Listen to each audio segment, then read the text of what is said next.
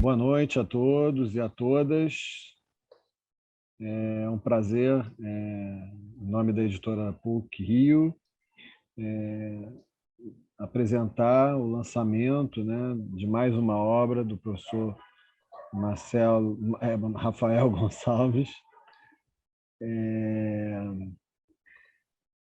Soares Gonçalves, que sempre publica conosco, né? Ele é autor já de Favelas do Rio de Janeiro e agora organiza com Mário Brum e Mauro Amoroso o livro Pensando as Favelas Cariocas, História e Questões Urbanas. Mais uma obra em parceria com a editora Palas, uma parceria que a gente tem muito orgulho em realizar. É uma editora muito séria, comprometida, né? Com questões, sobretudo, cultura afrodescendente, né? E questões sociais. Então, com muito prazer, eu estou aqui apresentando como editor da editora PUC Rio e dando as boas-vindas a quem vai participar desse evento. Dizer para o Rafael Soares de Gonçalves que a gente gosta muito do trabalho dele, de trabalhar com ele e dos trabalhos dele, né? E a gente tem muito prazer realmente de estar apresentando esse evento, tá? Então, vou deixar a palavra com o Rafael e agradecer a todos pela presença. Rafael, a palavra está com você. Parabéns pela obra, parabéns aos coautores da obra também. E bom lançamento para todos nós. Eu queria só deixar registrado, antes de definitivamente passar para o Rafael, que ao longo do lançamento a gente vai colocar no chat informações sobre a obra e vai passar também, passo em primeira mão, informação de que a editora Palas, que é a nossa coeditora na obra, vai oferecer até quarta-feira um desconto de 20% na obra para os interessados em adquirir. Tá bom? Então, Rafael, agora sim, desculpa, a palavra está contigo. Parabéns aí e muito obrigado pela confiança e parceria. Felipe, Tatiana, Marina, obrigado aí pela parceria de sempre da editora. O que é bem bacana também esse trabalho com a Palas, eu acho que a dobradinha com a gente sempre funcionou muito bem, eu acho que é unânime a qualidade do trabalho de edição, a beleza das capas, enfim, então é uma grande alegria estar com vocês aqui, poder fazer publicar novamente um livro, né? Eu só falei para a Tatiana que o Rômulo entrou, ele tá perdido aqui embaixo, aqui, se a gente quiser pescá-lo, mas o Rômulo já chegou. Então, enfim, não vou falar a todos, é um prazer, quase todos que estão aqui eu conheço, então agradeço a presença de todos aqui. Eu vou tentar ser bem breve, eu acho que talvez o mais importante aqui é escutar dois dos nossos autores aqui, que eles possam trocar um pouco a bola com a gente, conversar. Assim, em 5 minutos eu queria só apresentar um pouco a ideia do livro, né? O que proposta é essa, da onde que nasceu, e depois a gente conversa um pouco com o Rômulo e com o Samuel, e aí a gente abre para perguntas que podem focar mais especificamente sobre o trabalho deles dois, obviamente, porque eles vão estar apresentando aqui, mas que também, caso queiram, a gente pode falar de maneira mais ampla sobre outros artigos, né? Enfim, da coletânea como tal. Então, a ideia do livro, assim, originalmente, a gente tinha uma ideia de construir em 3 volumes, né? Enfim, por todas limitações e dificuldades, eles acabaram se tornando 2. Então, como vocês estão vendo, esse primeiro, a gente trabalha mais especificamente um esforço de fazer um pouco uma historiografia. Então, a ideia inicial desse primeiro volume foi convidar colegas, enfim, pesquisadores que vêm trabalhando sobre as favelas, mas mais para um viés histórico, não necessariamente historiadores, né? E a gente tentou abordar um pouco um perfil bem amplo, né? Então, desde lá da Primeira República com Rômulo, vindo até questões mais atuais, né? A gente pode falar tanto do trabalho da Márcia e da Anne-Marie, enfim, o trabalho da Tânia, do André e tantos outros. Então, a ideia foi um pouco ir abordando períodos distintos a partir de especialistas, né? Então, como vocês vão ver, hoje a fala do Rômulo e do Samuel são dois grandes especialistas dos períodos que eles vêm trabalhando. O Rômulo, provavelmente há pouquíssimas coisas escritas centradas relacionadas à favela da Primeira República. O Rômulo é um dos poucos que realmente trabalha mais especificamente esse tema, e o Samuel vem também abordando, publicando uma série de trabalhos super interessantes. Aqui ele abordou mais a questão do Rio de Janeiro, das favelas do Rio, mas o trabalho dele tem sempre uma perspectiva comparada, ou ao menos ele também é um especialista do caso de Belo Horizonte também, o que traz uma perspectiva de análise bem interessante, né? Enfim, então esse é o primeiro volume, que a gente vai conversar um pouco mais aqui, e o segundo volume, que deve sair talvez final do ano ou início do ano que vem, então a gente ainda está construindo isso tudo, ele vai se centrar mais sobre a discussão de memória, então tanto de projetos que hoje já fazem história, né, de primeiros projetos de memória, mas também políticas de memória, então, por exemplo, turismo de base comunitária, museus, enfim, uma série de reflexões que vêm sendo analisadas de alguns anos para cá. E também um pouco uma perspectiva, já entra um pouco nesse primeiro volume, mas no segundo volume, de maneira mais fina, a gente procurou também algumas abordagens específicas, algumas temáticas abordando vinculadas às favelas. Então, por exemplo, uma discussão racial vai entrar mais vai ser um artigo que vai centrar mais essa discussão, até para um viés historiográfico, vai entrar mais no segundo volume, enquanto que esse volume aqui tem uma discussão mais de gênero, até o último artigo que entra aqui, que também aborda questões mais do tempo presente, né? Então, essa discussão, talvez por algum viés, até para uma linha teórica de análise ou uma temática mais específica e de análise mais transversal, a gente acabou diluindo um pouco nos dois volumes, e que seria talvez uma ideia de um terceiro volume, mas que foi um pouco uma dificuldade aí de consolidá-lo. Enfim, e fecho aqui a minha curta apresentação para identificar também que o livro é um resultado também de um esforço coletivo, né? Eu acho que é interessante a gente imaginar que, tanto comigo, eu, Mário, Mauro, a gente há muito tempo que a gente vem trabalhando junto por projetos de extensão, por cursos, enfim, publicações juntas. E o que é interessante é que muitos dos que estão aqui, né, publicando aqui nesse livro, que sejam parcerias mais profundas, outras menos, mas, enfim, eu certamente já pedi fontes para o Samuel, já troquei ideias com o Rômulo, enfim. Então, acho que é interessante também essa construção da gente imaginar que a produção de conhecimento ele é coletivo, então que a coletânea seja resultado um pouco disso, né? É claro que a gente não tem menor pretensão, menor de exaurir a temática, muito pelo contrário, acho que na introdução é muito isso, que a gente possa lançar a partir de alguns nomes, alguns pesquisadores que possam suscitar outras reflexões, né? Claramente tem muitos outros autores que poderiam estar aqui, infelizmente ou não puderam, ou tiveram contratempos, inclusive por questões de saúde, mas acontece, mas enfim, que venham muitos outros pensando nas favelas cariocas, por muitos outros autores, outras pessoas, e que a gente possa continuar aprofundando o debate, né? E por fim, assim, eu coloco também esse contexto aqui da apresentação do livro, ele está relativamente numa parceria com um seminário que a gente faz mensal do grupo de pesquisa, né, do LEUS, o Laboratório de Estudos Urbanos e Socioambientais. Normalmente a gente pega aí uma segunda por mês e a gente trava aí um debate com pesquisadores que vêm de fora, aqui, enfim, é bem variado essa parceria, e aí o lançamento está um pouco nesse contexto. Então, hoje a gente não está passando ao vivo no Facebook, mas a gravação da fala do Samuel e do Rômulo a gente vai partilhar depois nos canais da editora e nos canais também do grupo de pesquisa. Então, fiquem um pouco atentos aí Eu não sou muito bom nisso, mas tem o Daniel, tem tanta gente aqui, a Lohana, outras pessoas, Edilma, do grupo de pesquisa, que entende mais do que eu. Mas, enfim, Instagram, Facebook, enfim, a gente normalmente coloca lá enfim, o programa aí do semestre, que vocês possam vir acompanhando também.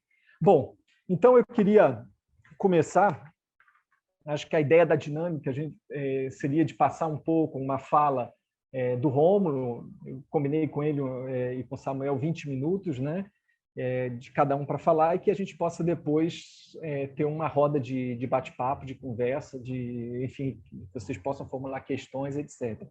Então, o texto do Rômulo é o Morro da Favela como território das classes perigosas na Primeira República, né? Então, eu vou passar a palavra ao Rômulo. O Rômulo é doutor em História pela UF, professor do Departamento de História da PUC-Rio.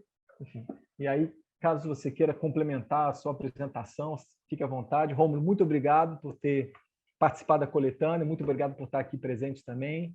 Eu passo a palavra para você, depois a gente escuta o Samuel. Gente, boa noite. Olá, obrigado pelo convite para fazer parte do livro, obrigado para falar, né, pelo convite para falar aqui hoje. Rafael, que é um colega de trabalho, e é interessante porque eu sou também colega de faculdade, né, do Mário e do Mauro, são os outros dois autores. Então é interessante perceber como é que nossos caminhos continuam juntos, né, de alguma forma, depois de décadas. Né? Essa história, a gente estava nos anos 90 fazendo a graduação, e a gente está aqui depois de décadas juntos no mesmo livro, isso me deixa feliz. Né? Mas, enfim, esse texto, na verdade, trata de uma pesquisa desenvolvida há muito tempo.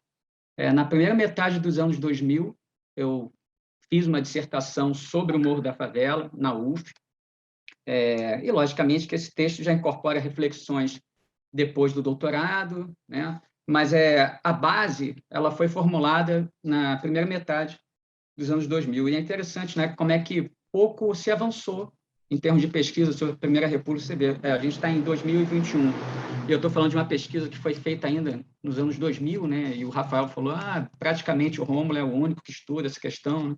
Mas, enfim, o Leonardo Pereira também já está estudando o Morro da Favela, então, em breve teremos novidades sobre o assunto. Né? Mas, enfim, eu queria falar rapidamente que nesse texto eu fui desde ali do século XIX, tratei daqueles marcos temporais importantes para se entender a questão da habitação no Rio de Janeiro e a própria história das favelas. O Rafael, no livro dele, vai desde a década de 1850, encontra habitações construídas nesses morros centrais ou pericentrais do Rio de Janeiro. Eu já pego mais o fim do século XIX, localizo ali, né, um momento importante da crise habitacional do Rio de Janeiro, pega um marco, que é a destruição do Cortiço Cabeça de Porco, em 1893, segundo a Lilia Vaz, né,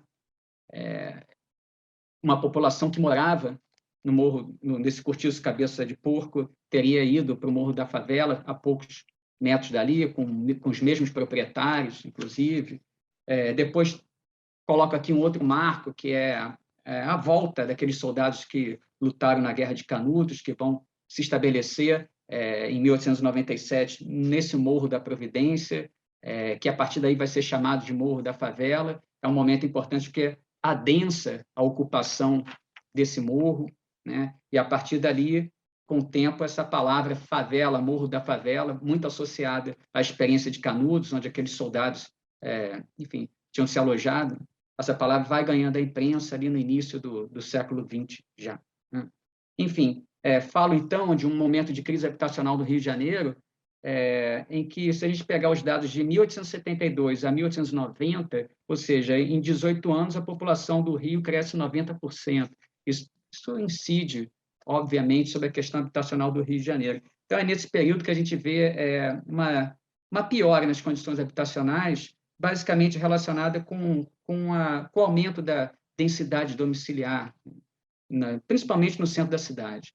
Então, essa década de 1990, ela dá uma nova dimensão da crise de moradias. Uma crise de moradias vem desde, pelo menos, da década de 1850, quando já havia projetos contra cortiços no centro da cidade, mas aqui é uma nova dimensão. Né? O que se chamava, na época, de questão habitacional passou a ser entendido como o problema número 1 da cidade. Então, a gente tem destruição do Cortiço Cabeça de Porco, onde moravam cerca de 2.000 pessoas. Temos o outro marco, que é a questão da ocupação do Morro de Santo Antônio, de forma adensada, porque soldados que combateram a revolta da Armada voltaram para o Rio de Janeiro, como mostrou o Maurício de Abreu, e ocuparam o Morro de Santo Antônio com autorização de poderes públicos.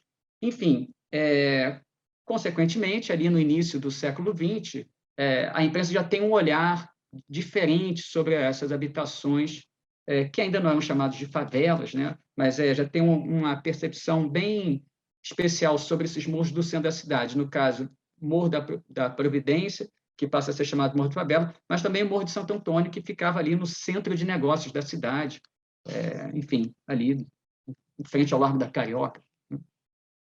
Mas, basicamente, em 1902, a gente tem o Correio da Manhã já adotando práticas que vão ser correntes nessa imprensa da Primeira República, quando se fala do Correio da Manhã.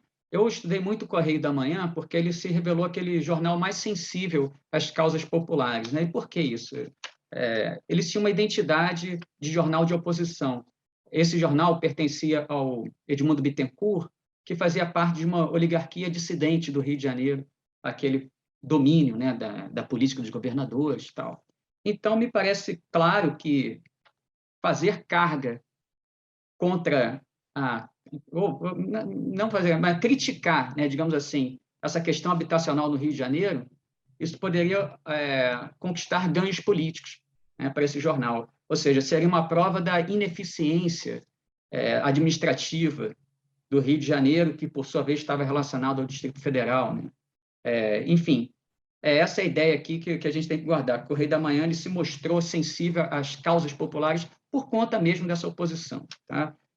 Além disso, também era um jornal com farta distribuição. Ele só vendia menos que o Jornal do Brasil na época, mas o Jornal do Brasil era um jornal mais de classificados, tinha pouca notícia, pouca informação, e o Correio da Manhã não, ele já caprichava, né, nessa questão mesmo da informação.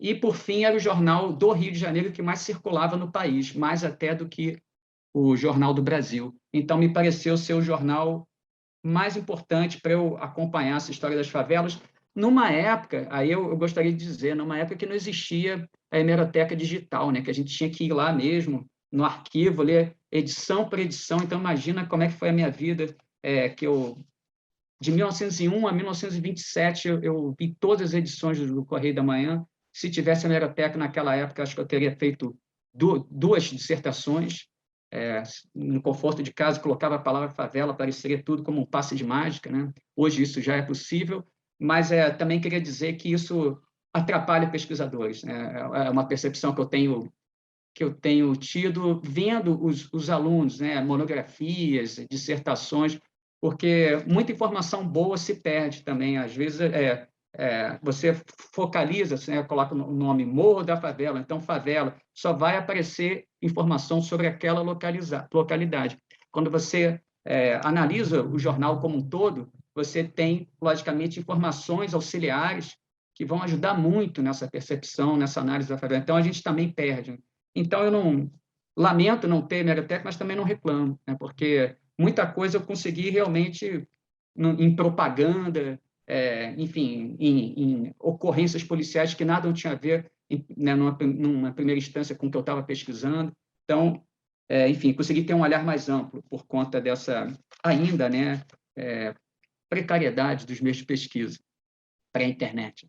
Mas, enfim, em 1902, então, a gente já tem ali matérias, o Jornal da Correio da Manhã começa em 1901, no ano seguinte a gente já tem matérias que colocam essa população do Morro da Favela como acelerados, bandidos. Nós já temos também a ideia de que ali não é um espaço visitado pela polícia, ou seja, campanha por policiamento muito forte naquele momento em que a cidade estava se redefinindo como a capital da República, né? Naquele momento em que havia o ideal de civilização, que na prática significava viver o mais de acordo possível com os grandes centros europeus. Então, nesse contexto de busca de uma civilização nos trópicos, o Morro da Favela foi certamente considerado um símbolo negativo para aquele Rio de Janeiro que estava se constituindo em bases modernas. Era a anticidade que se pretendia naquele momento. Então, o Morro da Favela vai ganhando destaque nesse sentido. Então, falei para vocês de que a ideia de que ali seria um quartel-general de bandidos já aparecia em 1902. Falei para vocês que, então, campanhas por maior policiamento, que é constante ao longo da Primeira República, já aparece em 1902, no comecinho dessa história do Correio da Manhã. Enfim, e, acima de tudo, uma estratégia redacional, uma estratégia ali de comunicação, que é a coisa da cabeça, né? O que é a cabeça? Cabeça, para quem, né, estuda jornalismo, é uma introdução composta por juízos de valor, um tipo de introdução que supõe uma leitura organizada para além da constatação dos fatos, ou seja, é uma introdução de caráter moralizador, basicamente, com ataques a essa população do Morro da Favela, que não tem relação exatamente ali com o fato, muitas vezes. Mas, enfim, era uma prática muito, muito comum na imprensa. O Lima Barreto chega a comparar aqueles jornalistas que dominavam a prática da cabeça, essa introdução de caráter moralizador, cheio de juízos de valor. Ele comparava esses jornalistas que dominavam essa técnica como com Rui Barbosa, né, com grandes homens, né? Isso ele fazendo de forma irônica, né, falando que essa era a pedra de toque do jornalismo, né, dominar essa técnica de ataques de juízos de valor chamado cabeça. Mas, enfim, logo no comecinho ali do século XX, a gente já tem essa técnica da cabeça em torno dessas matérias do Morro da Favela. Mas, enfim, se a gente tem esse período, né, que data ali do início do século XX, em que vai se adensando o volume de críticas e ataques a essa localidade chamada Morro da Favela já, nós temos o período da Reforma Passos, que é um marco, né, para se entender os discursos sobre as favelas, e mais especificamente o Morro da Favela. Nesse momento aqui, a gente sabe que a derrubada de cerca de 2.240 prédios entre 1912 e 1906, no centro da cidade, provocou a retirada de cerca de 36.900 moradores da área central. Então, a gente também nem pode saber ainda o efeito multiplicador dessa ação, né? A gente tem esses números fixos, mas a valorização imobiliária que vai acontecer a partir daí também expulsou muita gente, a sua especialização em freguesia comercial, falando do centro da cidade. Enfim, então a gente tem o processo de crescimento do centro da cidade bruscamente interrompido por conta da reforma urbana de Pereira Passos, né? E outro elemento aqui que a gente tem, então, é a considerável destruição do parque domiciliar da cidade,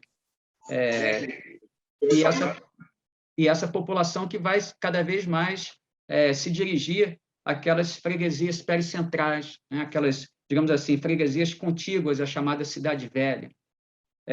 E a densidade domiciliar aumentou demais nessas freguesias que a gente está chamando de contíguas à chamada Cidade Velha, ou freguesias pericentrais. Enfim, para vocês terem uma ideia, se a gente pegar aqui, deixa eu ver, pegar o exemplo mais significativo aqui. Tá. Freguesia de São José, ali no centro da cidade. Nós temos aqui uma média de 19 pessoas por domicílio, né? Assim, quer dizer, é uma loucura que está acontecendo nessa cidade do Rio de Janeiro, tá? Em termos de habitação popular. E é nesse contexto, então, que um engenheiro civil que trabalhava na prefeitura, chamado Everardo Backhäuser, né? Ele vai produzir um artigo para uma revista ilustrada chamada Renascença, mas as revistas ilustradas tentavam passar aquele estilo de vida de uma burguesia nascente no Rio de Janeiro, por meio de fotos, imagens. Enfim, esse engenheiro civil ele vai tratar esse Morro da Favela como espaço por excelência da pobreza na capital federal, né? Por que isso é interessante notar esse texto? Porque antigamente essa representação da moradia popular, o espaço da pobreza, estava com cortiço. Aqui, nesse período das reformas urbanas de Pereira Passos, em que nós temos a primeira expansão das favelas, de fato, pelo tecido urbano do Rio de Janeiro, a primeira significativa expansão, tá? Não é a primeira, mas a primeira expansão significativa. Então, é nesse momento que a favela passa, digamos assim, a encarnar, né, aquela ideia de que esse é o espaço da pobreza na capital federal, com todos os seus estilos.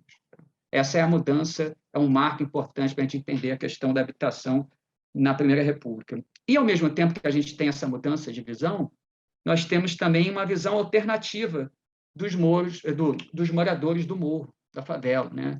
Que visão alternativa é essa? Não tem mais apenas os os moradores que são aquelas classes perigosas, né? Esse termo, ou seja, o Morro da Favela não é mais apenas o território das classes perigosas. O Morro da Favela, nesse momento, a partir da Reforma Passos, passa a ser também o local dos pobres, dos trabalhadores que são excluídos da modernidade, do progresso, né? Ali diz, né? Vou até abrir aspas aqui, né? O Everardo Backhäuser fala: ali não moram apenas os desordeiros e os facínoras, como a legenda que já tem a favela espalhou. Ali moram também operários laboriosos, que a falta ou a carestia de cômodos atira para esses lugares altos. Então, o que ele está tentando? Como é que a gente entende esse processo aqui? É o surgimento de um vocabulário mais tolerante com o Morro da Favela e com as favelas em geral, nesse momento em que a crise habitacional explode no Rio de Janeiro, a ponto de ameaçar as classes dominantes da cidade. Eu vejo, né, eu vi vários textos vamos tomar uma providência em relação à questão da habitação, porque as consequências nós não sabemos, né, se essa população se rebelar contra isso. E, logicamente, que tem a questão da revolta da vacina, que tinha acontecido nesse período das reformas urbanas. A revolta da vacina é outro marco importante, em 1904, para a gente entender essa mudança de visão sobre os moradores do Morro da Favela, em especial, como ela teve ali o seu epicentro de resistência na região portuária, e esse Morro da Favela fica na região portuária do Rio de Janeiro. Esses moradores da favela participaram ativamente desses protestos, dessa resistência contra a vacinação obrigatória. E os jornais chegaram a exagerar, né? O Correio da Manhã chega a dizer que mais de 2.000 moradores do Morro da Favela, em 1904, participaram desses protestos contra a vacinação obrigatória, sendo que 2.000 pessoas não sequer moravam no Morro da Favela em 1905. Mas, enfim, mostra como é que essa tensão vai sendo, a atenção, né, da imprensa vai sendo cada vez mais voltada ao Morro da Favela, com expectativas de controle social sobre aquela população, né? Mas, enfim, o que mais que a gente pode dizer assim? Que vamos passar, né, para outros marcos. Assim. No período pós-reformas urbanas, lá para 1907, essas reformas terminam em 1906, né?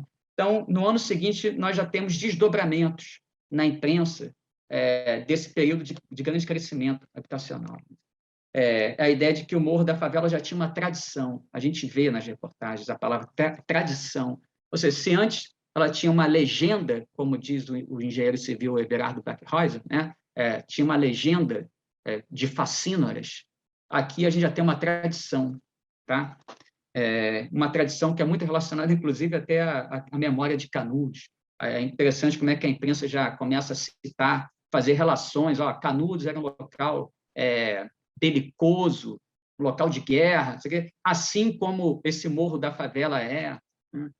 E que é interessante que a junção de dois estigmas que parecem incomunicáveis no primeiro momento, que é o estigma das classes perigosas, ele é um estigma relacionado com o mundo urbano, e o estigma do sertão, que é o estigma de Canudos, já está dizendo que é um estigma relacionado ao mundo sertanejo. Mas, aqui, na imprensa, tem uma relação entre o estigma das classes perigosas e o estigma do sertão.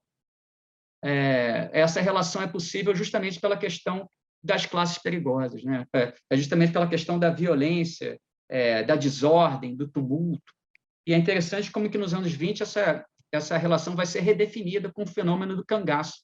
Então, a imprensa ela vai fazer essa relação entre os moradores do Morro da Favela, como aqueles que são responsáveis pela desordem, pela violência no Rio de Janeiro, vão fazer relação desses moradores com os cangaceiros de Lampião, que vão levar também o fenômeno, né, da violência para os sertões. Então, vai ser inventado, inclusive, um personagem chamado Zé Favela, que é um cangaceiro com nome de favela. Assim, é uma loucura. São essas operações simbólicas feitas pela imprensa, mas sempre colocando em comunicação esses estigmas que pareciam ser inconciliáveis, só que a gente sabe que sempre tem o fenômeno da apropriação, né, das ideias, consegue descartar elementos, selecionar outros, e essa junção foi feita.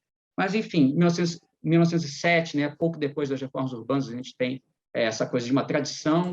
Na virada da década, eu enxerguei, no momento em que a classe trabalhadora mais se agita no espaço público, por melhorias de vida, greves, organizações de sindicatos. Não por acaso é o momento em que a violência simbólica sobre o Morro da Favela, e sobre as favelas em geral, dá para perceber isso, ela está mais intensa. Tá?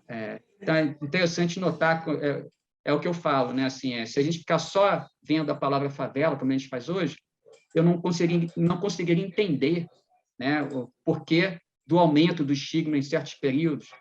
E ali, vendo o jornal mais amplamente, eu via, né, que a preocupação com o crescimento do movimento sindical, que vinha desde 1906 e chegou ali no auge, até 1911, mais ou menos, isso tem muita relação com esse estigma contra esses moradores, porque a gente está falando de locais, quando a gente fala de favelas, né, nós estamos falando de locais habitados pela classe trabalhadora.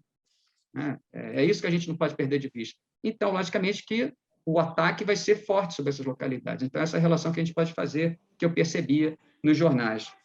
Então, é nesse momento aqui que a gente vai ter a ideia de que a favela é uma aldeia do mal, é um endemoniado vilarejo, é a aldeia da morte, é o rendezvous da soldadesca, ou seja, é o local de prostituição dos militares de baixa patente. E aí depois eu vou... Depois, com outras pesquisas, né, eu consegui fazer essa relação interessante entre militares e moradores de favelas. Eu até tenho um texto chamado Militares de Baixa Patente na Primeira República.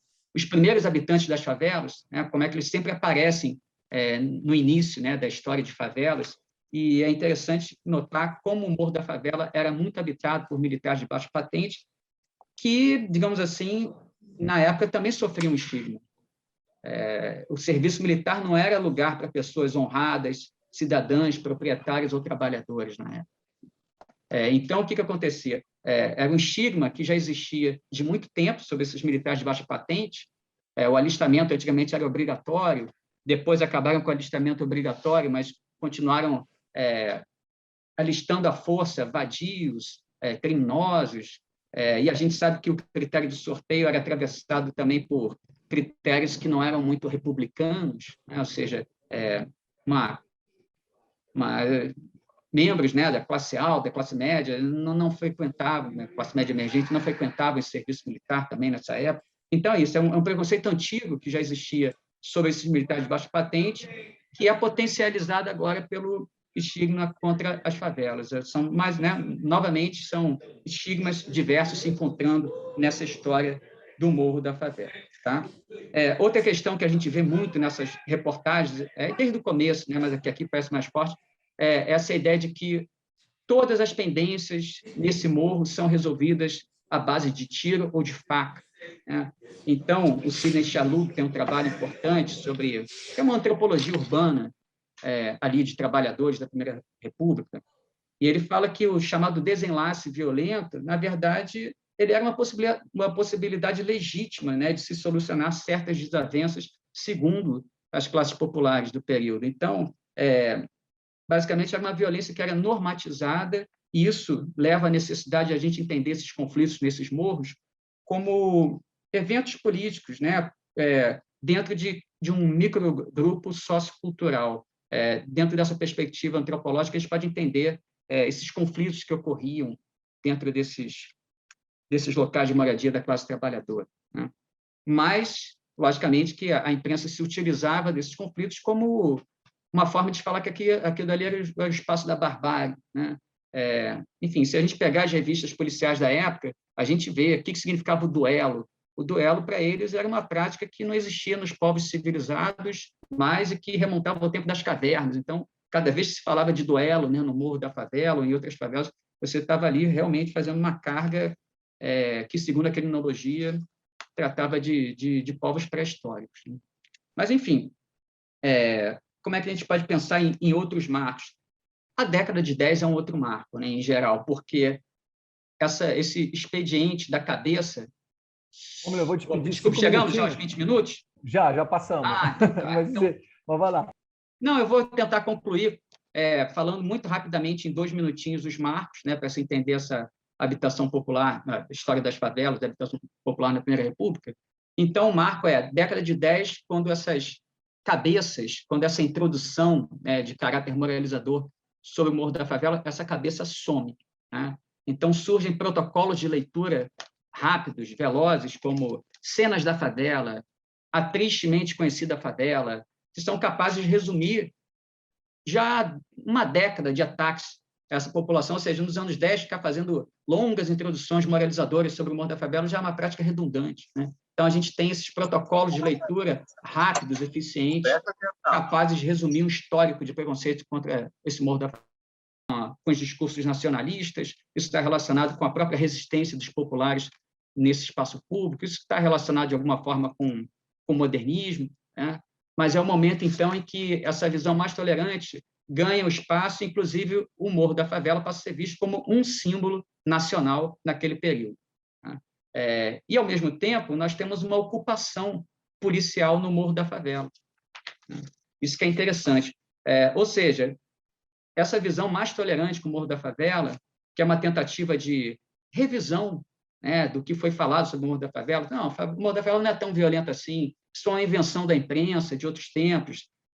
Enfim, isso é possibilitado, ao mesmo tempo, pelo fato do Morro da Favela ter se tornado um símbolo nacional para muitos autores, como Gilberto Freire, Mário de Andrade, Tarsila do Amaral, né? Para muitos visitantes, inclusive, que estão ali interessados em conhecer as manifestações da cultura africana no Rio de Janeiro, então vão visitar o Morro da Favela. Tudo isso faz com que esse Morro da Favela consiga, né, alcançar esse patamar de símbolo nacional, mas, ao mesmo tempo, essa visão de que o Morro da Favela não teria sido tão violento assim, digamos assim, também é relacionado com essa ocupação policial do Morro da Favela em 1922. Aliás, ano que vem, né, a gente vai fazer 100 anos de independência, em 22, 100 anos, desculpa, vamos fazer mais 200 anos, mas nesse momento aqui são 100 anos, em 22, é o momento em que a cidade recebe visitantes do Brasil inteiro, do mundo inteiro. A gente tem uma exposição universal do Rio de Janeiro, um mega evento da época, e a preocupação policial da época foi prender os chamados facínoras da região portuária, e eles sobem o Morro da Favela para fazer essa ocupação, uma UPP, né, antes dela existir, décadas antes. Isso também, logicamente, contribui para o arrefecimento de casos de violência na localidade e contribui também para a força dessa nova visão. Eu acho que eu posso terminar por aqui, tá? E acho que outras questões, em termos de dúvidas, a gente vai, né, compartilhando aqui com perguntas. Mas é isso. Então, só assim, né, para deixar claro para vocês, né, esse texto, o que ele tenta mostrar? Que essa aderência do estigma da violência ao Morro da Favela foi decisiva, né, foi definitiva para esse processo de generalização e substantivação da palavra favela que acontece nos anos 20, né? Ou seja, como que essa palavra que pertencia ao Morro da Favela e passa a designar, né, essas habitações populares, geralmente construídas sobre os morros, que a gente chama de favelas, né? Ou seja, esse processo de substantivação ele tem muito a ver com essa aderência do estigma das classes perigosas ao Morro da Favela. E a crônica policial acabou sendo, então, o local por excelência da construção social das favelas na grande imprensa do período. É isso. Obrigado. Desculpa por ter passado o tempo aqui. Tranquilo, Rômulo. Obrigado. Eu acho que a gente possa aproveitar aqui a fala, inclusive, da Cristina, da Palas, né, quando ela fala necessário pensar as favelas no passado e fazer as pontes para os conflitos atuais. Eu acho que grande parte que o Rômulo coloca, né, e talvez esse elemento da década de 20 é extremamente interessante, inclusive nesses aspectos ambíguos, por vezes paradoxais, né, das representações, muitas vezes negativas, muitas vezes também como espaço do berço da cultura popular, enfim. E eu acho que são elementos importantes para a gente compreender a própria inserção, né, no imaginário, mas também de maneira muito concreta da presença das favelas na cidade do Rio de Janeiro, o que elas representam e, sobretudo, nas potencialidades, né? Eu acho que não é o caso aqui, mas, por exemplo, eu trabalhei nesse livro o texto, sobretudo, dos anos 30, do período Pedro Ernesto, e como que, a partir desse momento, já tem uma certa mutação, um desdobramento do que Rômulo fala. Então, como que a questão do samba ele ganha uma proporção extremamente maior, a apropriação desses espaços nesse contexto, enfim. Então, são elementos interessantes também de compreender essas idas e vindas e como essas questões vão se se materializar de maneira muito distinta, mas como que alguns aspectos, sobretudo que o Rômulo coloca muito bem, eles acabam sendo muito transversais, né? E vão se consolidando, talvez, nas formas de representar e compreender, né? As favelas até os dias atuais, né? Então, o próprio termo, né, de aldeias do mal, enfim, como era muito representado e o Rômulo já escreveu muitas coisas utilizando esse termo, como que eles é muito presente, né? E fecho, quando ele falou da UPP de 22, eu me lembro até hoje, na visita, né, do Marinetti, no Correio da Manhã, fala abertamente, né? Então, que a distribuição, e que eles foram pedir ajuda do José da Barra para subir a favela, que era o chefe local da Providência, e em um momento dado a reportagem fala só assim foi possível a pacificação lenta da favela, né? Enfim, então, como que esse termo, né, e vai ser, então fazer memória disso, isso vai ser retomado nos dias atuais, é impressionante. Bom, a gente vai dar um pouco um salto, só para imaginar, o meu artigo trabalha um pouco os anos 30 e o artigo da Broden Fischer também, um pouco em comparação com o caso de Recife, ela vai trabalhar mais a fonte dos centros, e depois eu vou até, no momento das perguntas, eu vou perguntar e vou voltar também a essa questão ao Rômulo e ao Samuel, um pouco o uso das fontes, como foram essas questões, mas eu acho que esse primeiro livro ele se manifesta também nesse esforço de colocar a história para discutir essas questões, é algo que eu costumo sempre falar, como que a história, talvez, dentre as disciplinas das ciências sociais, talvez foi a que mais tardou, né, a entrar de maneira mais densa na reflexão sobre as favelas, os espaços informais, enfim. Então, isso também já pode ser uma questão para as perguntas finais aí. Samuel, eu passo a palavra para você. O texto do Samuel são as retóricas da marginalidade social, espaço urbano, práticas estatais e políticas nas favelas, 1947-1961. Então, Samuel é doutor pelo CPDOC, né, na Fundação Getúlio Vargas, e ele é professor atualmente do Cefet, no Rio de Janeiro. Enfim, depois você pode complementar melhor, porque eu sei que tem o seu Cefet, especificamente o seu núcleo, é ali no Maracanã, mas o nome é difícil, depois você completa. Mas, Samuel, muito obrigado, tanto por participar da coletânea e por estar aqui falando também. Então, eu passo a palavra para você. Bom, eu sou Samuel, professor do Cefet, eu atuo no mestrado de Relações Étnico-Raciais e atuo no Laboratório de Estudos Urbanos da UFRJ, estudos urbanos não, Laboratório do Mundo dos Trabalhos, coordenado pelo Paulo Fontes, na UFRJ.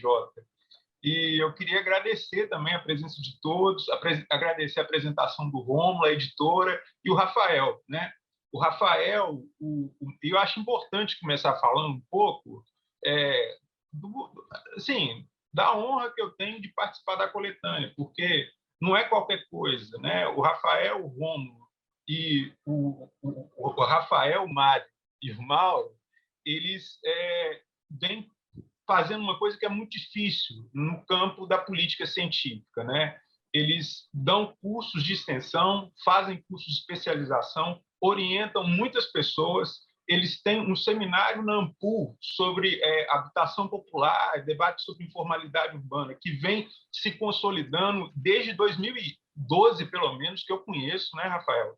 E isso não é só na Ampul, é na Associação Brasileira de História Oral também.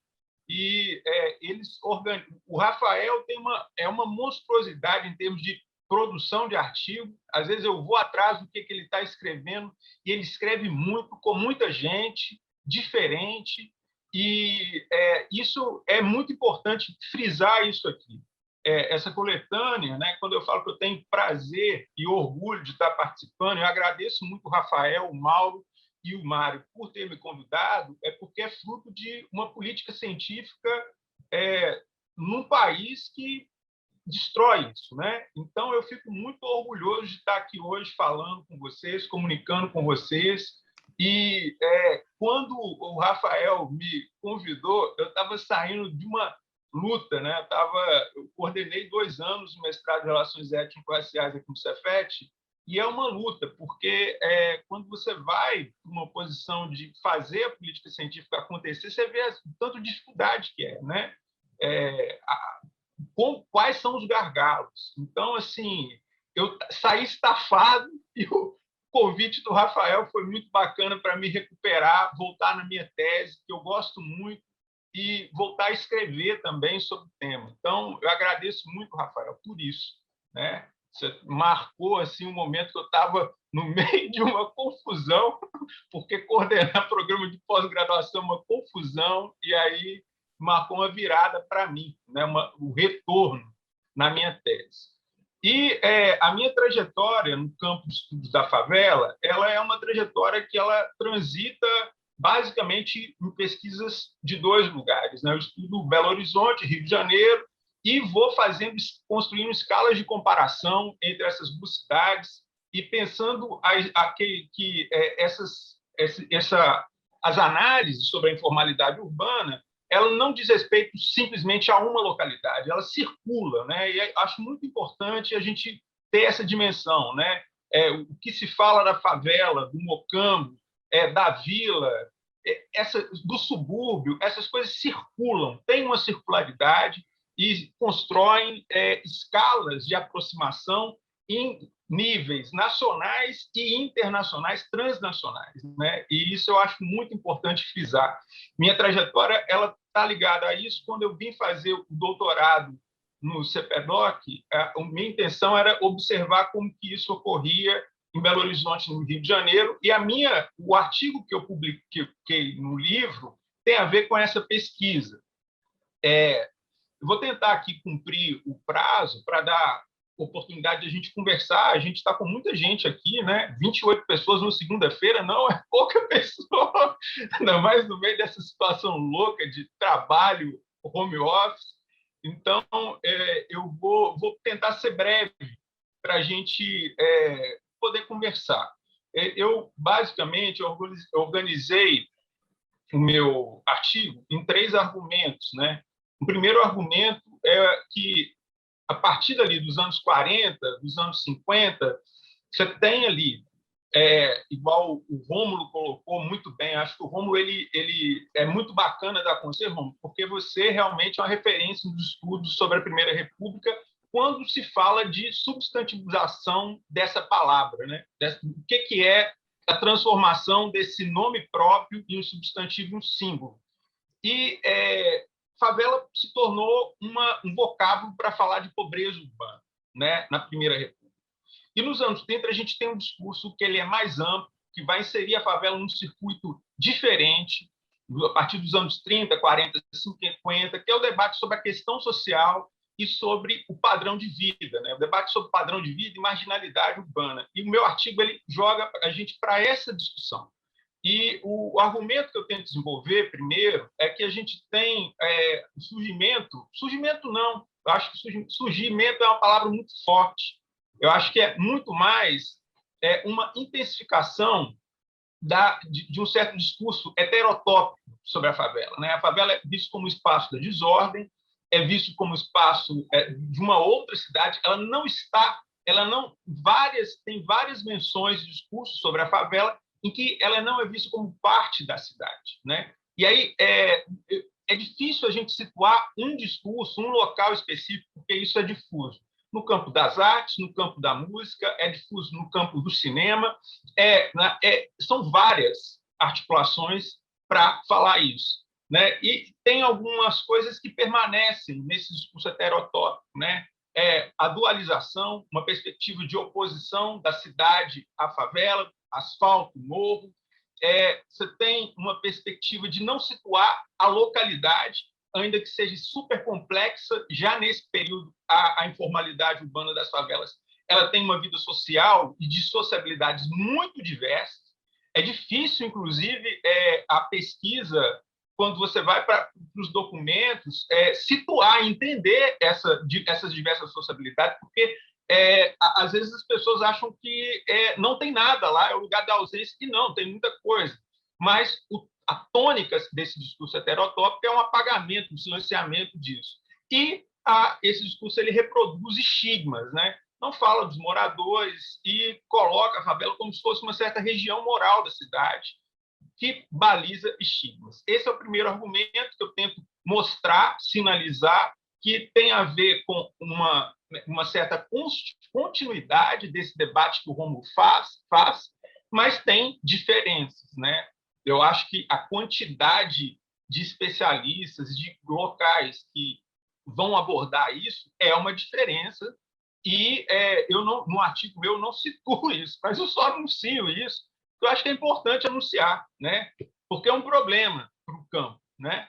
E a segunda coisa que eu tento capturar, né, que é a discussão das estatísticas, dos censos, que aí é outra coisa que é muito importante nesse período, que vai surgir junto com uma junto com uma legislação que vai definir o que é a favela, né, que vai acontecer lá no Código de Obras, que o Rafael mostra tão bem, que a Broadway Fisher fala tão bem disso, né? Junto com isso, você tem uma discussão sobre a estatística, tentando identificar esse problema para tentar racionalizar uma política pública sobre isso. E esses censos, ele tem uma dimensão, os discursos deles são muito interessantes, né? A forma como ele é construído. Primeiro, você tem uma ideia de que você tem um processo de construção de um desenvolvimento urbano industrial que a favela vai acabar rapidamente. A expectativa que os censos pegam assim, olha, estamos identificando aqui, mas amanhã virá o desenvolvimento industrial e vai acabar isso, né? Mostrando mais uma vez que é isso. Na urbe industrial, do trabalho, não há lugar para a favela, né? Esse censo ele indica isso para a gente. Segundo aspecto desse censo é tentar qualificar quem é esse trabalhador da favela. E aí tem várias categorias que vão ser utilizadas, mas tem uma categoria que eu acho muito interessante, que eu achei lá na tese, que é a categoria dos inativos, né? Que mostra um pouco como que, ainda que se reconheça a favela é o lugar do trabalho, esse trabalhador ele tem um problema dos inativos. E a forma como os censos quantificam esse inativo é um negócio meio surreal, porque os inativos, para alguns censos, o censo de 49, 60, é 60% da população de favela. E eles contabilizam crianças nesses inativos, né? E, para outro, o censo de 50, né, vai colocar os inativos como sendo uma faixa de quase 6%. Eu não tenho dado preciso aqui, não estou olhando, mas é uma coisa assim, é uma disparidade, o que mostra que existe essa distinção, né, entre quem é trabalhador e quem é vadio, quem é esse estigma da vadiagem. Esse estigma da vadiagem ele vem carregado, né, tem uma carga racial muito forte, né? Não dá para falar do censo sem falar disso. Os censos de 40, 50, 60 vão classificar a população do Rio de Janeiro como a população de maioria branca. E a favela, nos anos 40, 50, 60, vai ser visto como uma maioria parda e preta, né? Utiliza aí a categoria cor para enquadrar. E você tem ali um debate racial em torno das favelas. Eu acho muito interessante que os censos de favela vão mobilizar Luiz Costa Pinto, que está dentro da Unesco, discutindo com o mito da democracia racial, para mostrar que é um mito, porque não existe uma harmonia racial de fato, e que o processo de modernização da sociedade do Rio de Janeiro não leva ao apagamento da segregação, das hierarquias, mas leva à acentuação desse racismo, né? Então, os censos eles sintetizam muita coisa do jogo político, de racionalizar uma política que vai encarar a favela por essa perspectiva da marginalidade. Eu acho importante isso, né? E a gente tem as políticas que vão ser construídas nos anos 40 e 50 vão ter uma marca que é essa retórica da marginalidade, da distinção entre quem é o trabalhador e quem é esse inativo, esse vadio. Isso está presente na formulação da política, tá? Eu acho importante, é um traço de continuidade. E é um traço de continuidade também, isso não sou eu que estou falando, o Rafael fala, um monte de gente fala. Eu acho que desde os anos 60, você tem o Leeds and Leeds, na sociologia do Brasil urbano, fala, né? Você tem uma perspectiva de uma pedagogia civilizatória nessas políticas públicas, né? Você quer mudar não só o ambiente, mas você quer mudar um morador, você quer transformar esse morador. Então, é óbvio que tem aí todo um jogo que está construindo. os censos, esses discursos heterotópicos dialogam com isso. E o último argumento que eu mobilizo no texto é falar sobre as retóricas das batalhas, né? Isso é muito louco, né? Eu fui encontrar quando você olha, faz uma cronologia das políticas de favela e vê como que ela é apresentada no debate público, sempre vai aparecer a ideia de que existe uma batalha contra a favela. E isso não é um traço presente em todos os lugares. Isso eu acho importante de sinalizar, né? Quando você compara com Belo Horizonte, não se anuncia uma batalha sobre favela. Isso se anuncia uma batalha sobre favela no Rio de Janeiro, né? E isso tem um motivo. Eu acho que você tem ali uma campanha jornalística de alta escala, conduzida pelo Carlos Lacerda, que vai falar de uma batalha para vencer a favela, para derrotar a favela da cidade, e isso permanece como um traço das várias políticas que vão se estruturar nos anos 40 e 50, né? E eu tentei situar um pouco como foram essas políticas. Aí você tem a criação da Fundação Leão XIII e a intervenção que é proposta pelo prefeito Ângelo Mendes. Eu vou me perder nos nomes aqui, viu? Mas Ângelo Mendes, um militar nomeado pelo Eurico Gaspar Dutra, que vai propor uma triagem da população ao fazer essa intervenção. Você vai ter, no governo Vargas, você vai ter prefeitos que vão organizar o que é chamado de uma nova comissão de favela para a cidade do Rio de Janeiro, organizando várias secretarias. Também vai estar presente essa questão de fazer uma triagem, quem é trabalhador e quem não é, né? E ali no governo Vargas, você tem um pré-projeto que vai ser o CERFA, né? Que vai ser criado mais à frente, e você vai ter a Cruzada São Sebastião, né? Todas essas políticas são articuladas dentro dessa retórica da batalha, né? E a batalha, ela tem uma marca, a retórica da batalha, eu acho que dessas batalhas tem uma marca que é você estruturar uma espécie de subcidadania para esse trabalhador dentro do espaço urbano, né? Desse trabalhador que mora na favela, porque você estabelece um controle social muito rígido, que não reconhece a moradia como um direito e, ao mesmo tempo, não reconhece também as formas de agir e de sociabilidade que eles constroem, né? E eu acho muito importante enfatizar isso, né?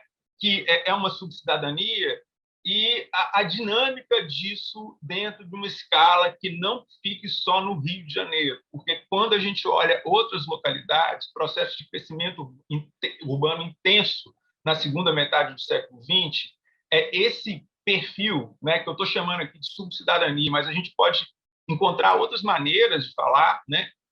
Ele é encontrado, né? Ele é encontrado em diferentes localidades, né? O Rafael, eu estou lendo a tese do Felipe Urov, que você participou, e eu achei interessante, né? Ele acha esse traço da subcidadania, da informalidade urbana, no salazarismo de Portugal, né? E isso é uma coisa curiosa para a gente pensar. Quer dizer, às vezes a gente enfoca tanto a América Latina, países subdesenvolvidos, tira o foco de um país e está lá, né? Na Europa você tem também essas formas de retóricas, né? De controle social sobre a informalidade urbana. Então, eu acho que é isso, e vamos para a conversa, porque já é 8 horas. Né? Então, vamos lá. Samuel, muito bom. Obrigado, viu, Rafa? Valeu. Eu acho também. Tem várias questões, eu acho que um ponto importante assim que você já coloca, e talvez, sobretudo, aí pós Segunda Guerra, eu acho que quando a gente começa a constituir a própria ideia de América Latina, né? Eu acho que vai ser esse período CEPAL e etc., uma série de ideias que vão circular, enfim, posterior a toda a reflexão da dependência, mas acho que a própria ideia de uma cidade latino-americana, essa construção, né, que não existe, eu acho que emerge muito nesse contexto, né, a partir de uma circulação importante de ideias dentro de uma perspectiva transnacional.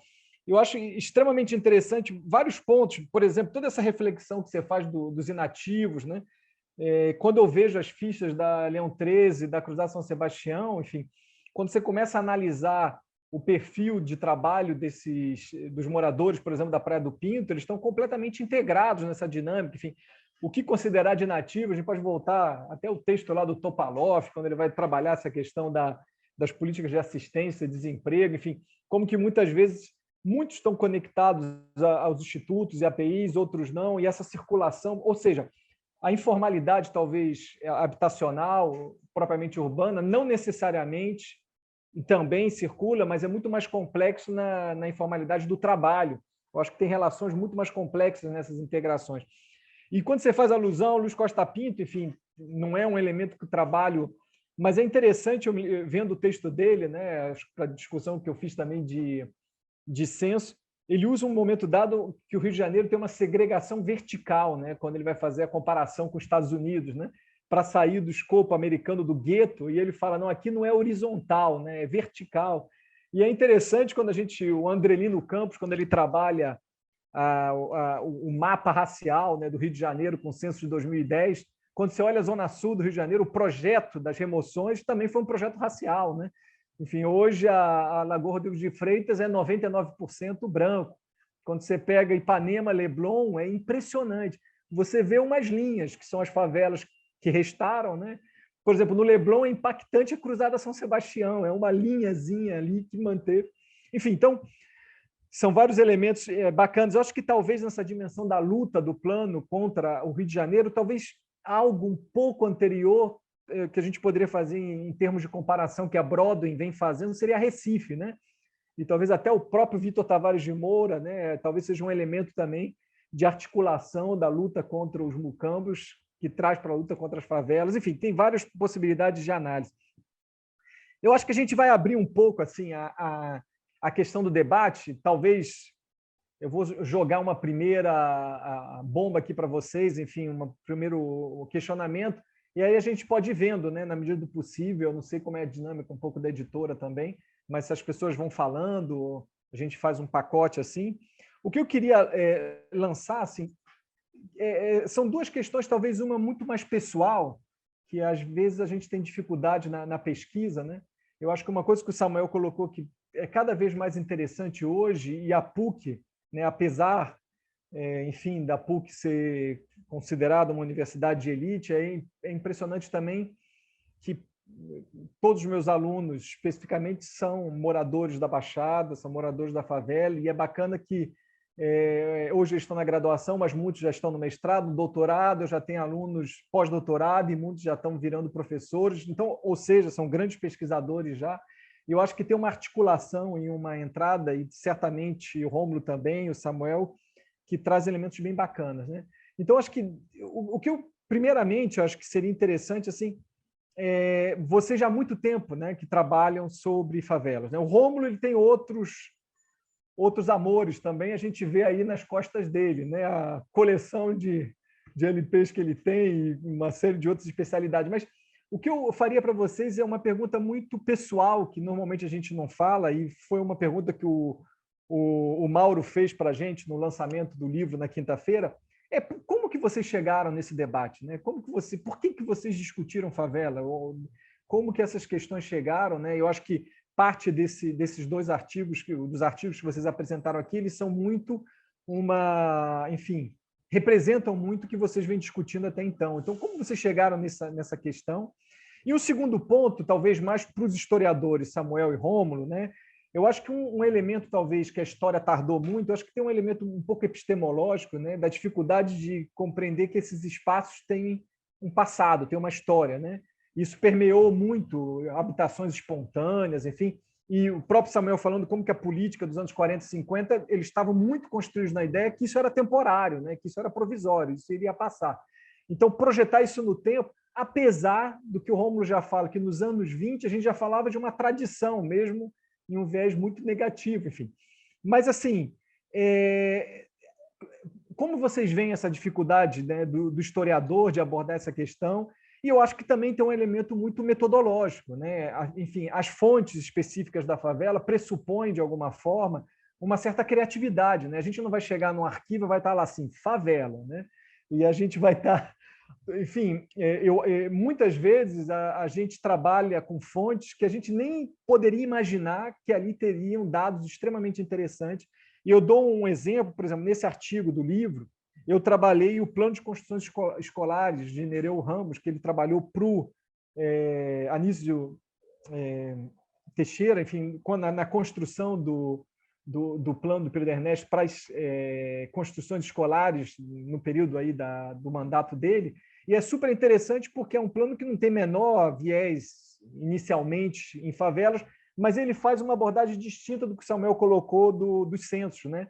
Ele é o primeiro, talvez, trabalho que eu encontro que é um documento público que leva em consideração, olha só, a gente não pode... A gente tem que compreender nas construções escolares que tem favelas aqui e essas favelas vão se consolidar. E eu acho que é um elemento extremamente interessante, porque é o contrário de tudo que é falado antes, né? Sempre essa ideia que é precária, provisória, isso vai desaparecer, enfim, no decorrer das políticas públicas. E esse plano fala justamente ao contrário. Eu não sei, no trabalho de vocês, como vocês lidaram com essa questão das fontes, aonde vocês procuraram, enfim.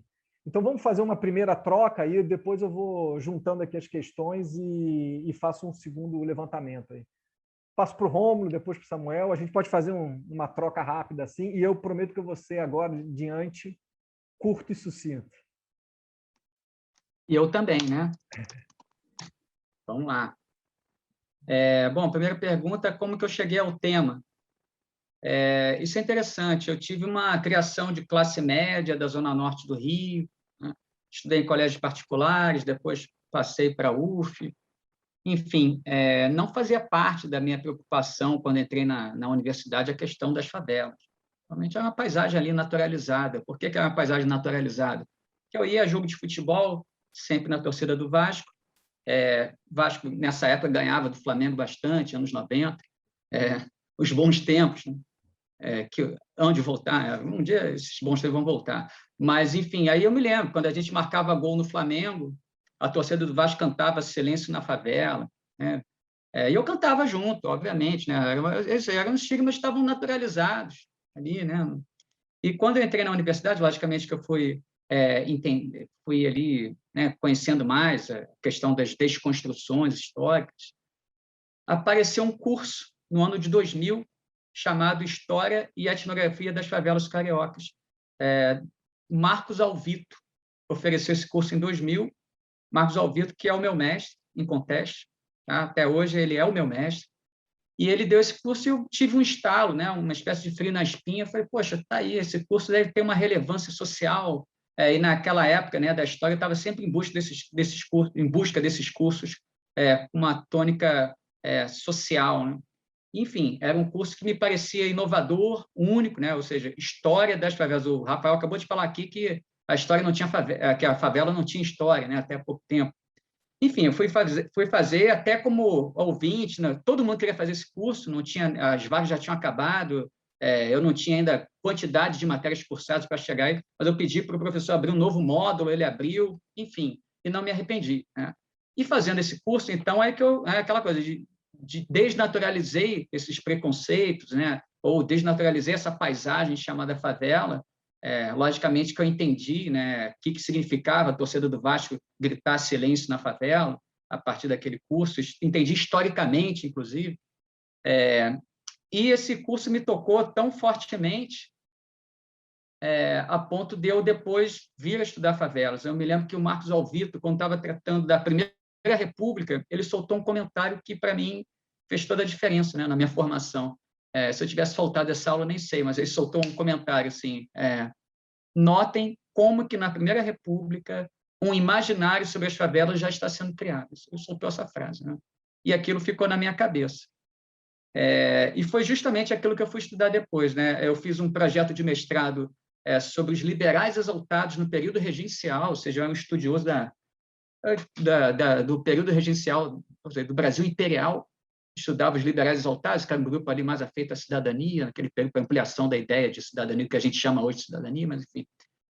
Mas, quando eu realmente comecei a pesquisar o tema, me faltava paixão, né, pelo que eu estava estudando. E eu realmente estava completamente apaixonado pela história do Rio de Janeiro, e mais especificamente pela história da favela, porque aquele curso ali do Marcos Alvito foi o curso da minha vida, né? Eu fiquei completamente fascinado pela história das favelas, porque me parecia ali um tema que era um coringa, né? Eu estudava a questão de realidade social nesse curso, eu estudava questões de luta por cidadania, né? História da cidadania e da violência no Rio de Janeiro, estudava ali questões de símbolos culturais, enfim, a história do Rio de Janeiro ampliada, né? Digamos assim. Então, isso fez toda a diferença para mim. Acho que foi daí que eu comecei, então, a desenvolver. Eu fiz essa mudança brusca, então, depois de ter apresentado um projeto, ter passado no mestrado, eu construí às pressas um projeto sobre essa questão do imaginário e tal. Logicamente que eu não tinha muita noção do que seria o trabalho. Essa minha dissertação sobre o Morro da Favela, na verdade, ela era prevista para ser um capítulo dentro de um trabalho sobre as visões sobre as favelas na imprensa da Primeira República. Comecei a fazer essa coisa do Morro da Favela, vi que já dava uma dissertação de 300 páginas, que foi o que aconteceu na época. Enfim, aí no doutorado eu falei, agora finalmente eu vou fazer sobre as favelas em geral. Também não deu. Eu comecei a fazer sobre a questão das campanhas pela construção de habitações populares, que ia ser um capítulo, e já fiquei... Né? Ou seja, tem muito material, né, ainda para tratar, que eu pesquisei na época, tal, e está abandonado porque eu nunca consegui, né? A gente vai realmente colocando a mão ali e vai crescendo, né, a pesquisa. Agora, assim, essa demora para se pensar, para se estudar a questão das favelas, isso foi um tema da qualificação da minha dissertação. Na banca estavam o Sidney Chalub e a Ana Maria Mauad, né? E o Sidney Chalub ficou puxando essa questão, porque é impressionante como que a história, né, chegou muito perto das favelas nos anos 80. Nos anos 80, houve, né, um boom de estudos sobre o Rio de Janeiro por conta das fontes descobertas no Arquivo Geral da Cidade do Rio de Janeiro, muitas fontes sobre cortiços, e eu não tenho dúvida, eu até afirmo isso, né, num debate historiográfico que eu fiz na tese de doutorado, que eu falo que o tema da habitação popular no Rio de Janeiro parecia ser assim, o filão, né, da época, o grande filão da época. Realmente foi um tema muito praticado, seminários foram realizados, professores se tornaram conhecidos por conta desse tema, como Jaime Benchimol, por conta das suas contribuições, enfim, livros, foi um boom, né, de estudos sobre... Mas as favelas não foram tratadas, incrivelmente. O pessoal ficou ali muito perto do cortiço, falava dessa relação entre o cortiço Cabeça de Porco e o Morro da Favela, e parava por ali, né? Então, por que parou por ali? Acho que tem a ver pela questão de fonte. No Arquivo Geral da Cidade não foram encontradas muitas fontes sobre favelas da Primeira República, então já chegaram perto, mas não abordaram. Mas tem também uma questão política, que eu me lembro que a gente debateu isso ali na qualificação do mestrado. Uma questão que exige uma politização forte, e é mais do que isso, uma questão de pensar o tempo presente, né? Estudar as favelas, mesmo numa dimensão histórica, né? Por ser um tema forte do tempo presente, exige, né, do historiador, ao mesmo tempo, essa politização e esse investimento numa história do tempo presente. Eu, pelo menos, percebi isso, né, que quando eu terminei a minha dissertação, começaram a me chamar para escrever artigo ou para dar entrevista. Quase nunca era sobre a Primeira República, curiosamente, né? Queriam respostas do tempo presente. Então, eu iria por esse caminho, né? A questão das fontes, quando houve esse boom de história do Rio de Janeiro, que não apareceram, o tipo de documentação privilegiada não foi imprensa nesse período, foi realmente essas questões, documentação oficial produzida mesmo ali na época das reformas urbanas do Pereira Passos, etc. Combate a cortiços e tal. Enfim, essas questões de politização e atualidade, história do tempo presente, enfim, que hoje a gente já tem uma história do tempo presente, esse campo mais delimitado, né? Mas naquela época ainda estava ali meio que engatinhando, né? Agora, tem a questão das fontes, né, que foi perguntado. Eu não me lembro exatamente qual foi a pergunta em relação à questão das fontes, mas eu digo para você, então, que o meu objeto ele só poderia ser respondido pela questão da imprensa, né? Que me interessava justamente buscar um debate público sobre as favelas, entender ali a construção de uma construção social sobre as favelas na imprensa da época. E aí, logicamente, vem aquela pergunta, né, da relevância da imprensa numa sociedade que é fortemente analfabeta. Essa é a pergunta. E aí, logicamente, que eu tento responder isso por meio da ideia de que a sociabilidade de leitura ela vai muito além da questão do alfabetizado e não alfabetizado, né? Enfim, tem estudos de história da leitura do Chartier, que mostram, por exemplo, que muitas pessoas não conseguem ler, né, algo escrito à mão, mas conseguem ler cartazes com letras gigantescas, né, com exclamações, ou então textos com mensagens curtas e letras grandes associadas a imagens, a caricaturas. E aí eu vou lembrar da Maíra, logicamente, que está estudando a questão das charges, e quando eu falei para vocês que o estudo sobre a Primeira República avançou pouco até aqui, a gente também está esperando o trabalho da Maíra, né, se adensar e tão logo ser defendido para a gente poder também já falar sobre essa contribuição dos estudos sobre a Primeira República feito por ela nas charges. Ela tem, né, uma pesquisa muito séria ali, muito bem feita sobre as charges, sobre as favelas. Mas, enfim, eu não sei se eu consegui, né, explicar, mas e tem também a questão da leitura coletiva, que era a principal forma de leitura. Esses jornais na Primeira República eles eram mais ouvidos, né, do que lidos. Se a gente pegar, por exemplo, o Cortiço, a Luísa Azevedo, a Pombinha, né, que era a menina ali, que era querida por todos. Por que ela é querida por todos no Cortiço? Porque ela lia o jornal para todo o pessoal do Cortiço de manhã, né? Isso está lá no livro, que ela fazia aquela leitura coletiva do jornal, ficar todo mundo em volta. Matérias sobre a revolta da vacina, que a gente vê, eu lendo, né, o jornal sobre, né, a revolta da vacina, e mostrava reportagens assim, o povo se aglomera nas portas dos jornais, onde sei lá, onde alguns elementos leem os informes em voz alta, não sei o quê. E a própria escrita desses jornais, ele induz a gente a pensar que esses jornais eram mais escutados do que lidos, né? Você tem ali caixa alta em certas ideias, justamente porque eles sabem que alguém está lendo, então, para falar mais alto naquele momento, exclamações, enfim, né? Então, é nesse sentido que a imprensa, até mesmo pela quantidade de jornais que circulavam, eu coloco no texto, se eu não me engano, né, a quantidade de jornais que circulavam em relação à população do Rio de Janeiro, é uma fonte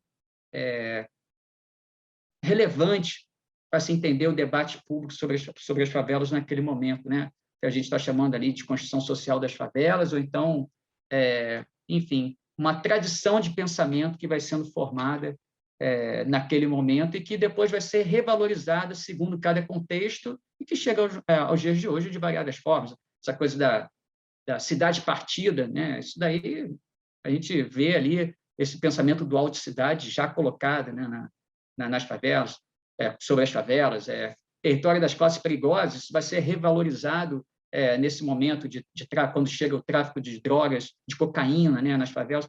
Então, enfim, tudo aquilo, a questão do enclave africano, isso vai ganhar, né? Isso vai levar à questão do racismo, que foi falado pelo Samuel e pelo Rafael, né? Assim como que essa questão, né, da remoção de favela se relacionar à questão do racismo. Ou seja, a gente enxerga realmente essa tradição de pensamento na Primeira República e acho que a imprensa é uma fonte fundamental para isso. Ótimo, Romulo. Samuel, passa a bola para você. Beleza. Vou ouvir como que o Rômulo encontrou o tema, que é uma curiosidade mesmo, né? Como é que as pessoas encontram um tema, uma vez que ele é um tema que ele é marginal no campo da historiografia, né? Isso que o Rafael está colocando, que é tardia a entrada, é porque é marginal. Quais são os professores que efetivamente têm pesquisa de mestrado, doutorado, publicação de livros em favela que eu me formei, que o Rômulo se formou, igual o Vitor, para o Rômulo.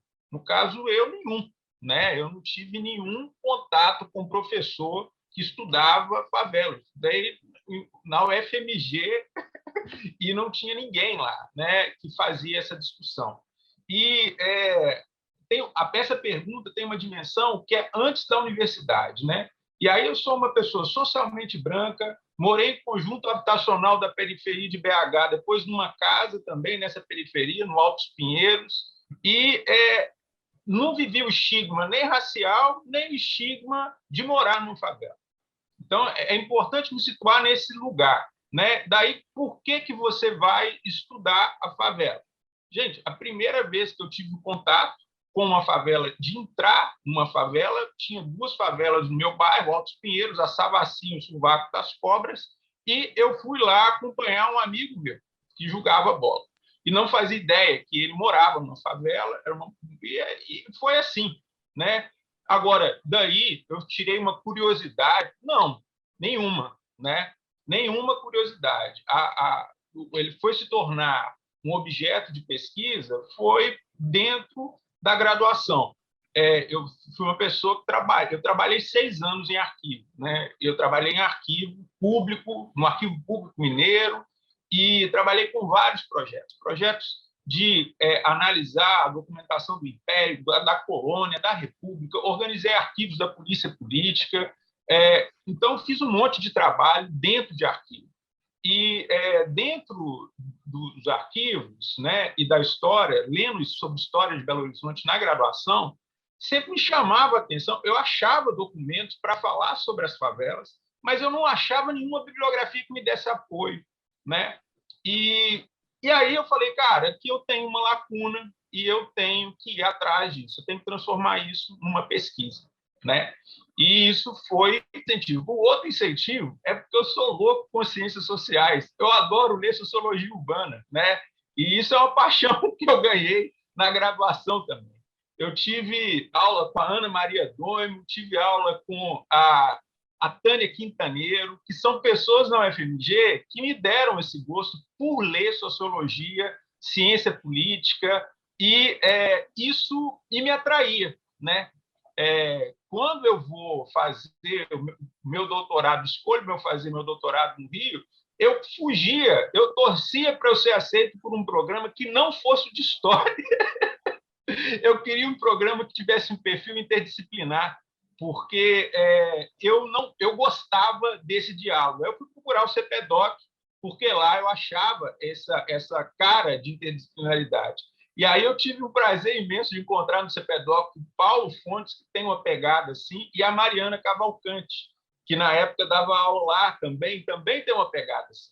E foi maravilhoso, porque eu tive a orientação da Dulce, né, que foi fundamental em tudo, porque a Dulce não é a pessoa que trava, é a pessoa que joga para cima. Não, vai! Você quer fazer um curso com o Machado? Vai! Você não vai entender nada, mas vai!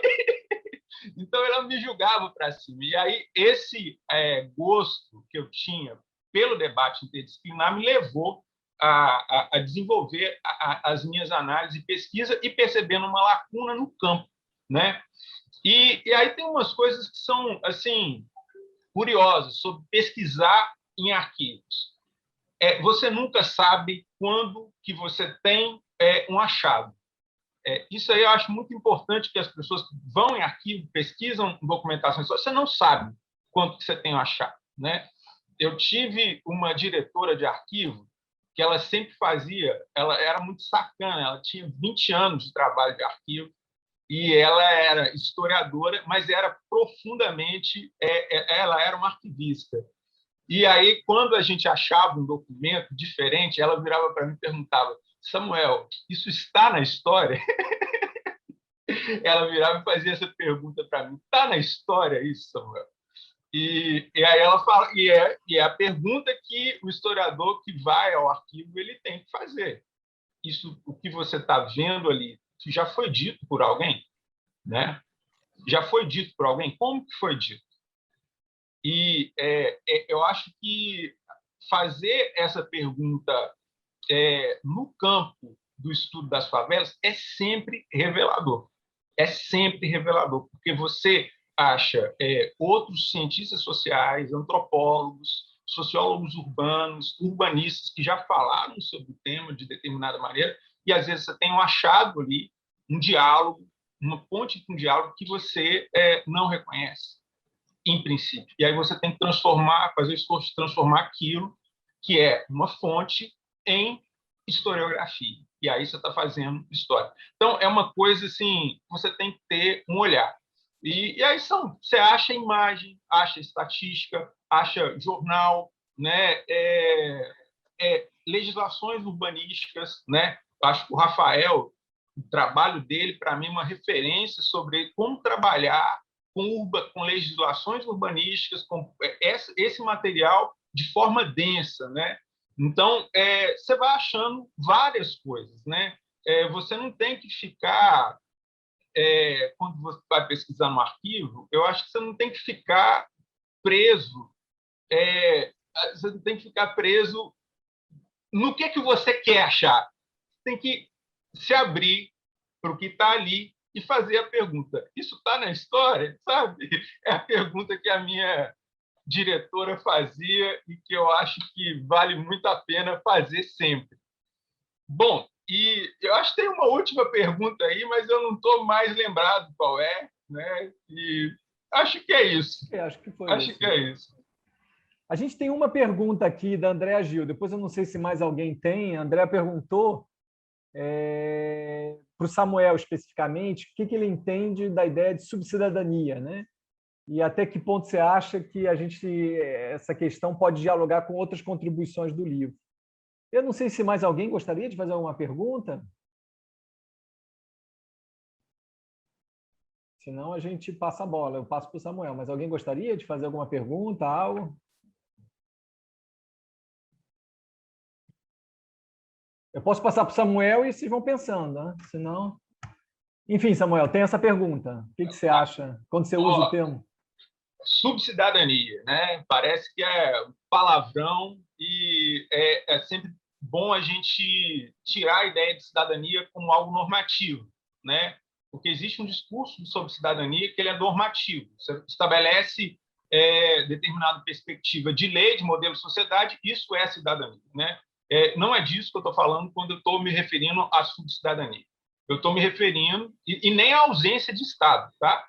É muito importante frisar isso, porque quando a gente vai olhar a favela, outro castigo que as pessoas têm que aprender é que achar que favela não tem Estado. Tem Estado de uma determinada maneira, né? E tem aquilo, o poder público impacta a realidade daquele território de determinada maneira. Não estou trabalhando com nenhuma dessas noções.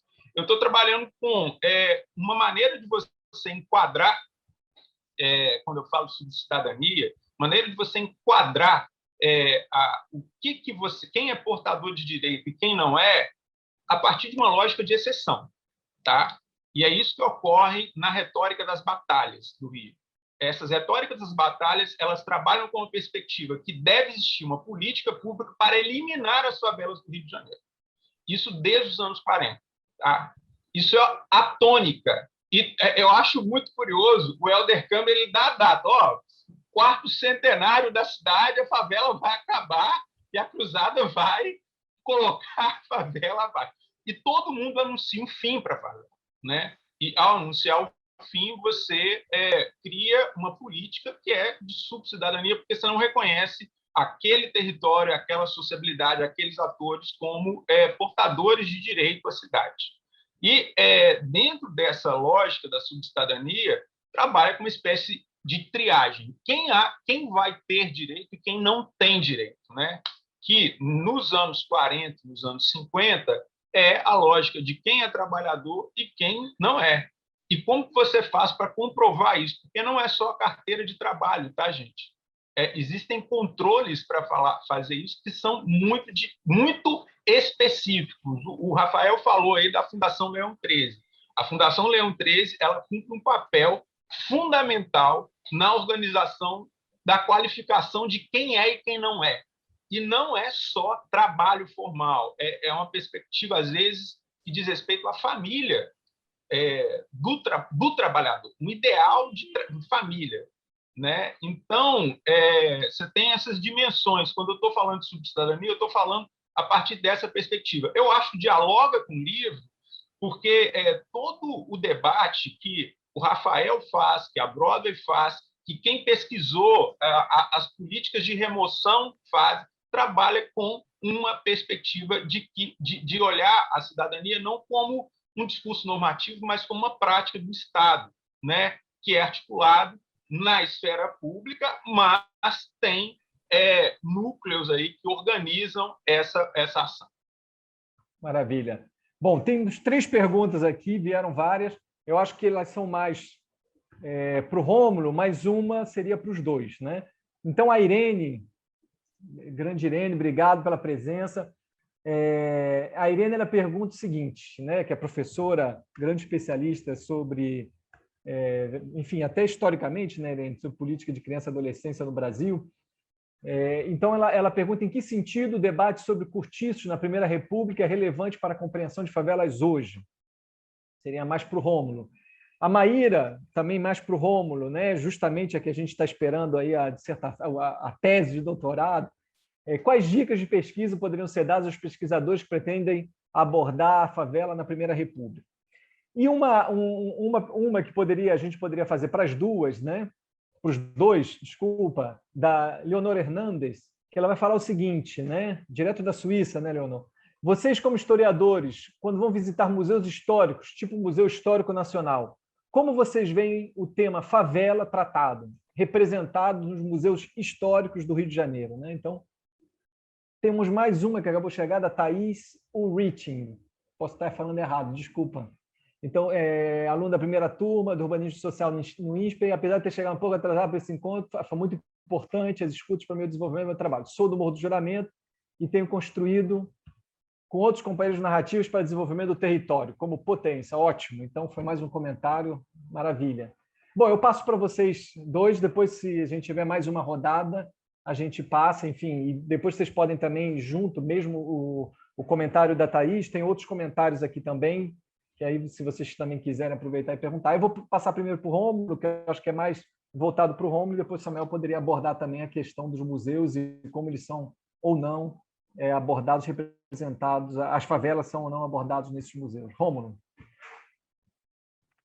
Ok.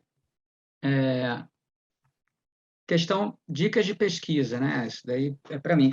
Eu diria que, a Maíra perguntou isso, eu diria que uma você já pegou, que é a questão de estudar imagens, charges, que, por exemplo, quando eu estudei, né, eu passei lá os anos 2000 estudando favela, eu via essa questão da imagem, não aprofundei. Até, se eu não me engano, na sua banca, eu aconselhei você a me criticar. Me critica porque, né, eu tratei isso de qualquer forma, né, a questão das imagens. Então, uma dica que você já pegou e está indo muito bem nesse sentido.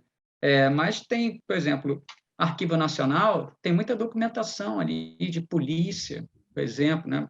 Ou seja, eu peguei muita coisa de polícia na imprensa, mas temos documentação de polícia, essa repressão cotidiana sobre as favelas, como é que isso era, enfim, enxergado pela polícia. Essa é uma fonte muito interessante, sem dúvida nenhuma, né? Isso eu queria fazer no doutorado, só que, enfim, não deu tempo, né? Por tudo que eu já falei. Também a gente tem ali questão de censura a teatros.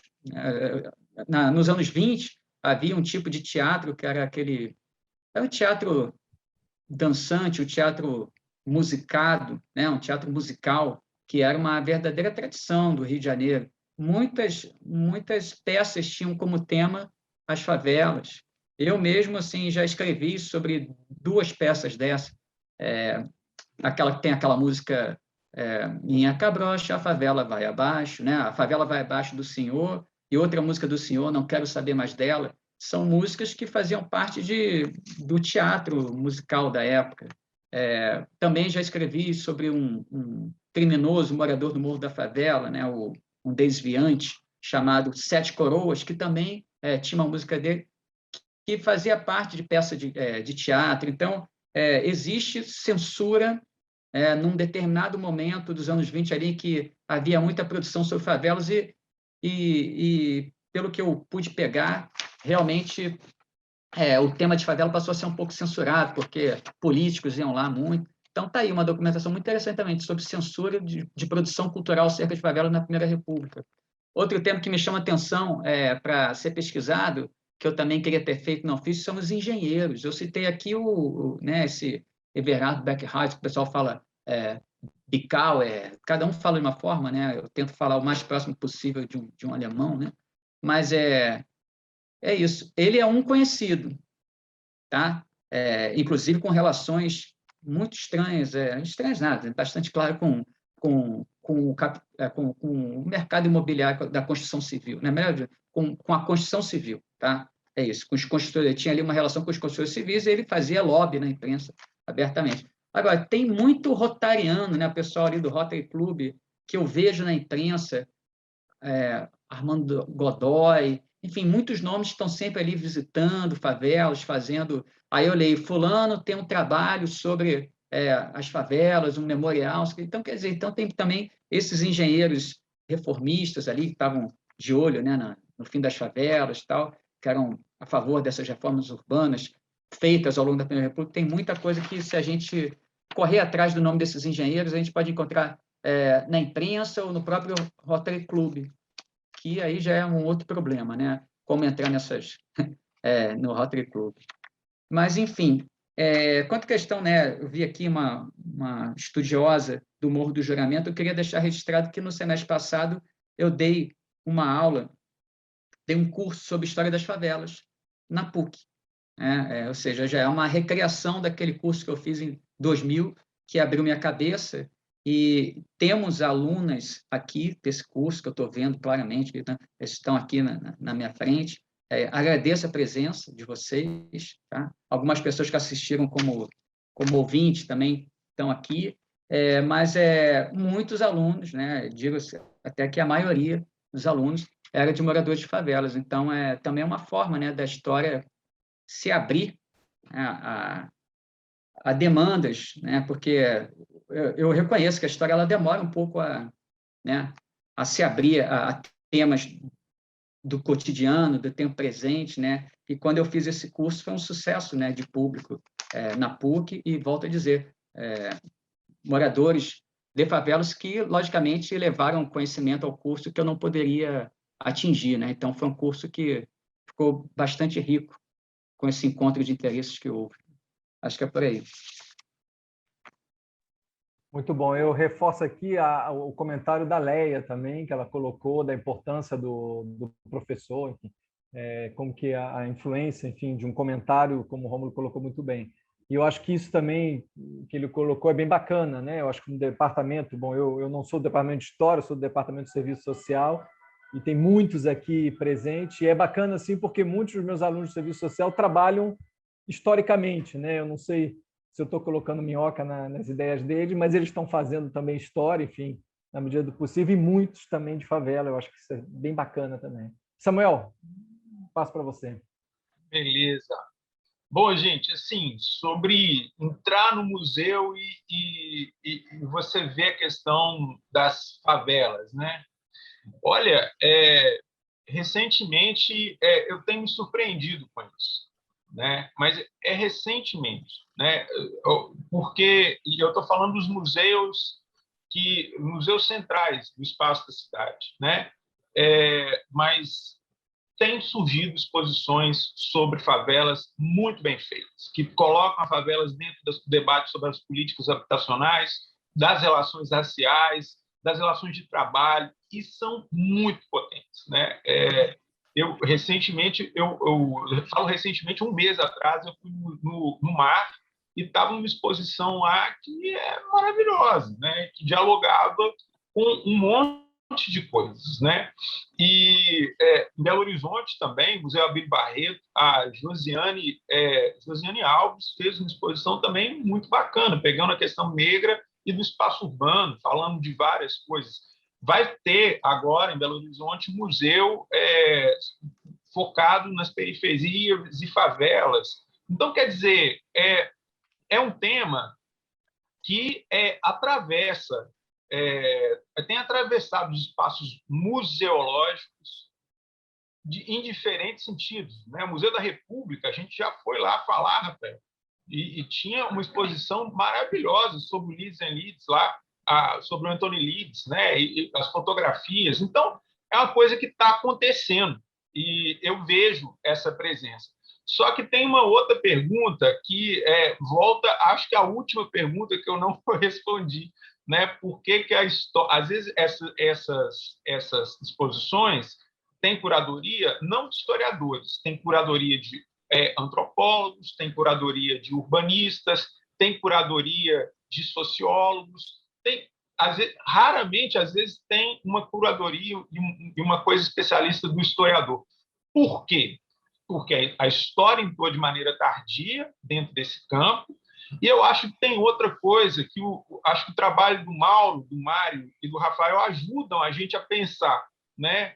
Eu estou falando do trabalho deles de construir um campo de discussão que seja estruturado, organizado.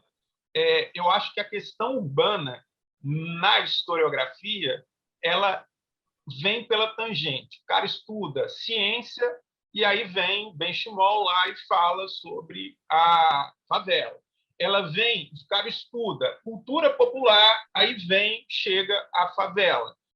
Você tem lá o debate sobre as reformas urbanas da Primeira República, aí chega a favela. Mas chega sempre pela tangente e acaba que a gente não tem de maneira centralizada, organizada, como algo de prestígio dentro da historiografia, o debate sobre estudos urbanos, né? E isso é um problema, porque isso é uma característica da nossa historiografia. Quando a gente olha para historiografias de outros países, isso não é assim. Os estudos urbanos ele está na vanguarda, né? E de um monte de debates e de coisas. Então, eu acho que tem essa dimensão desses museus, dessa presença, às vezes, do historiador nisso, né? Você já organizou alguma exposição? Porque você seria a pessoa ideal, às vezes, para organizar. Rafael, você organizou? Pois é, né? Está faltando, às vezes, isso, né? Dessa interação. Não sei. Acho que é isso. Muito bom. E sem contar, enfim, a gente também tem um mundo de museus de favelas, enfim, em favelas, e todo um debate super importante. Eu vou fazer o seguinte agora, que já são 10:50, então eu vou passar para o Rômulo e para o Samuel para fazer os comentários finais. Acho que o Rômulo pode amarrar também a questão que você colocou aqui do Curtiço, que eu não tinha respondido.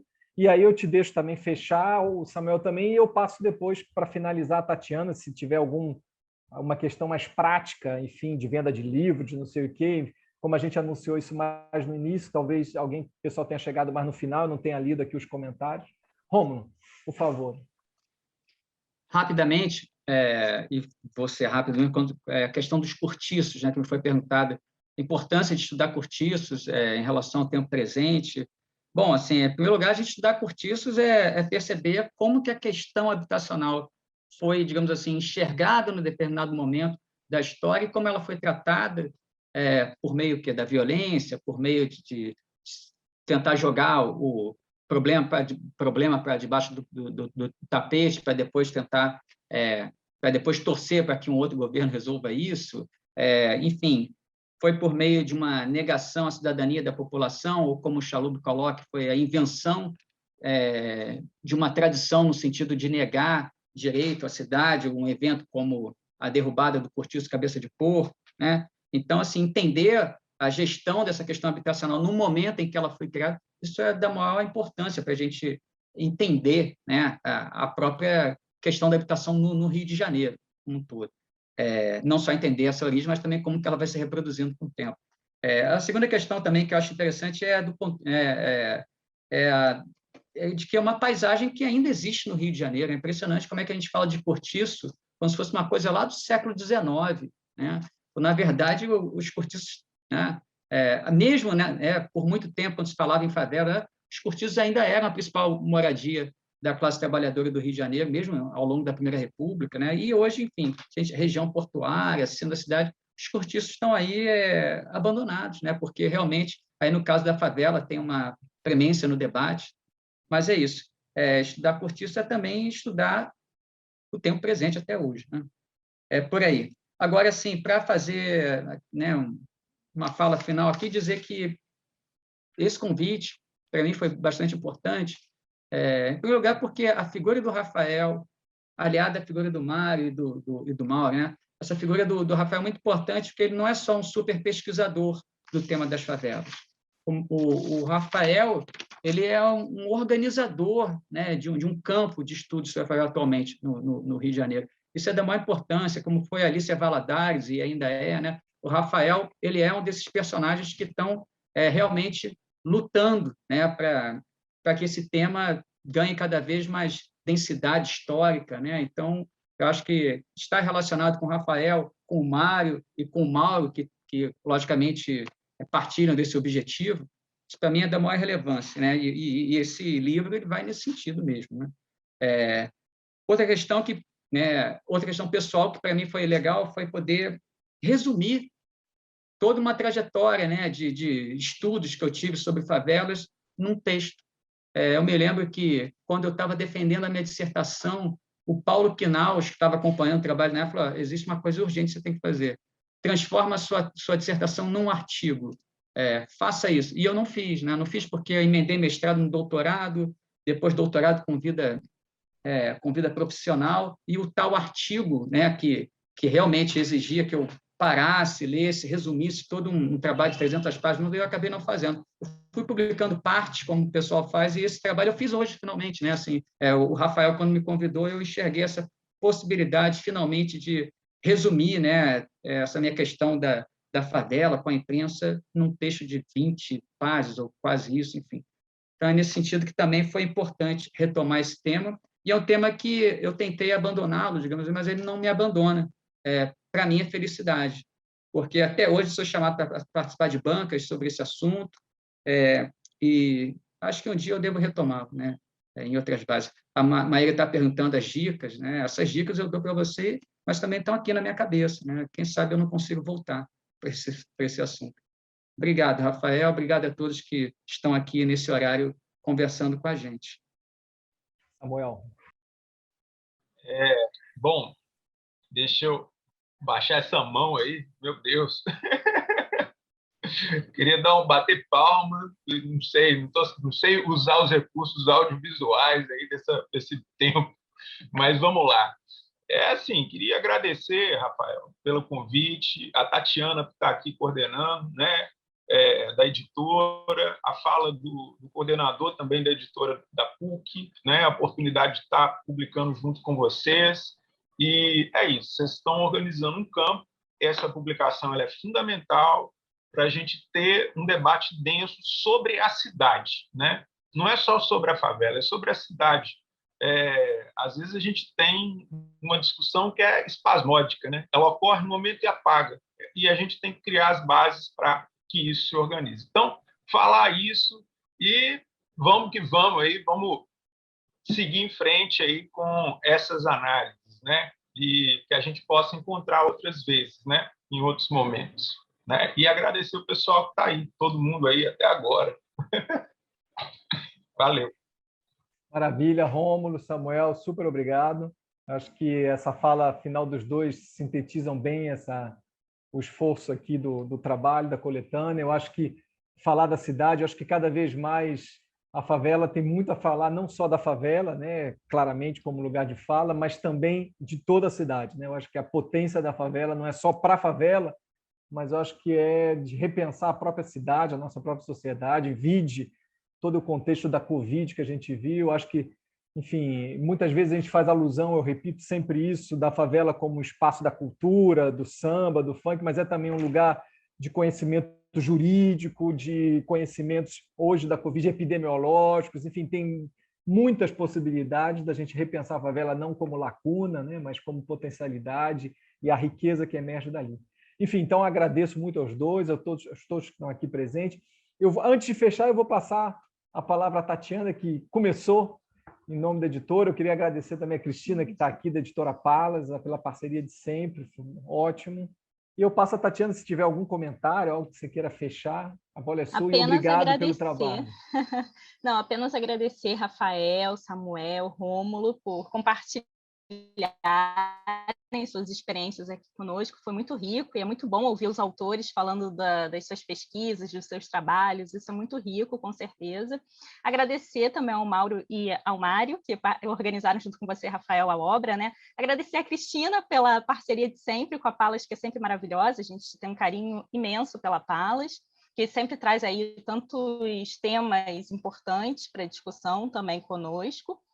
E dizer que o livro está na Palas, no site da Palas, até quarta-feira está com 20% de desconto. Não sei se Cristina gostaria de falar alguma... Ah, está sem som, a Cristina. Não, então tudo bem. A Palas está dando desconto aí de 20% no livro até quarta-feira. Então, é só acessar o site da Palas e comprar o Pensando das Favelas Cariocas. Obrigada a todos, pessoal. Até logo, gente. Obrigado.